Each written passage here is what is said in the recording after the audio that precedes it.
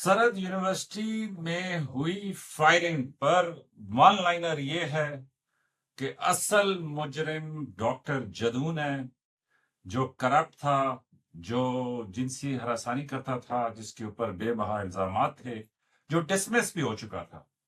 उसने मतलब उसको इस बात के नंबर देने पड़ेंगे कि उसने ऐसी सिचुएशन क्रिएट की कि जो दो मासूम पार्टियां थीं फौजी मनमौजी की नजर में, एक वो कर्नल साहब और उनकी मिसेस, और दूसरे वो स्टूडेंट्स के जो एहतजाज कर रहे थे, उनको आमने सामने करवा के मतलब खुद रूपोश और गायब हो गया।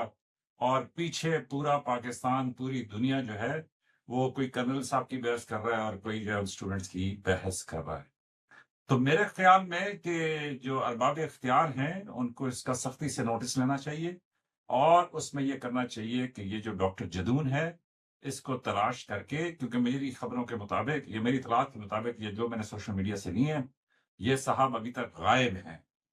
तो उनको जरूर अ, अंजाम को पहुंचाना चाहिए। वो इसलिए कि ये जो उस्ताद के रूप में ऐसा एक भेड़िया है, उसकी आप वो देख लेना, वो जो माफीनामा उसने क्या कहते हैं उसको, आईना साहिबा को लिख के दिया है थाने के अंदर, उसकी अंग्रेजी पढ़ लीजिए। अगर एडिटर दिखा सके स्क्रीन के ऊपर तो वो दिखा दे, लेकिन ये है कि उसकी अंग्रेजी पढ़ लीजिए, आप चौंक जाएंगे कि ये हेड ऑफ डिपार्टमेंट थे साहब।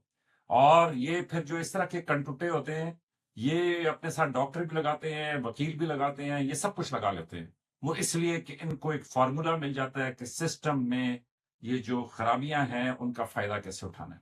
तो एनीवेज, किसी ने कहा कि जी मेजर साहब उस पर कॉमेंट करें, तो मेरे हिसाब से ये जो है, मैं किसी को गुनाहगार नहीं ठहराता, लेकिन मेरे हिसाब से जो एक गुनाहगार है, जो सेंटर ऑफ ग्रेविटी है इस सारी एपिसोड की, कि जो बहुत सारे लोगों के लिए शर्मिंदगी का बायस बना, सरहद यूनिवर्सिटी के लिए, अफवाज पाकिस्तान के लिए, बाकी लोगों के लिए, यूनिफॉर्म के लिए, सिविलियंस के लिए, और वो जो कानून के पाबंद शहरी हैं उनके लिए, उन बच्चों के लिए, सबके लिए। तो वो सेंटर ऑफ ग्रेविटी में जो मुजरिम है वो ये डॉक्टर जदून और उसके साथी हैं। तो मेरे ख्याल में कि सबसे पहले उनको अंजाम पे पहुंचाएं, उसके बाद जो जो जिम्मेदार है, जो जो जिसने गलती की है, उसको भी सजा दें। लेकिन मेरी जो जितने भी मैंने कल से ये सब कुछ देखा है, तो मैं थोड़ा सा ना हैरान हो रहा था कि जो असल मुजरिम है उसका जिक्र ही नहीं है, और जो एसोसिएटेड पार्टीज हैं उनके ऊपर इतनी बहस और सब कुछ कर रहे हैं। तो मैंने अभी तक किसी का ये कमेंट नहीं सुना कि भाई सेंटर ऑफ ग्रेविटी को एड्रेस करें कि किसकी वजह से ये सारा फसाद स्टार्ट हुआ, किसकी वजह से किसी की फैमिली खतरे में पड़ी, किसकी वजह से ये बच्चे जो हैं वो इंटाइस हुए, और किसकी वजह से ये सारा कुछ हुआ।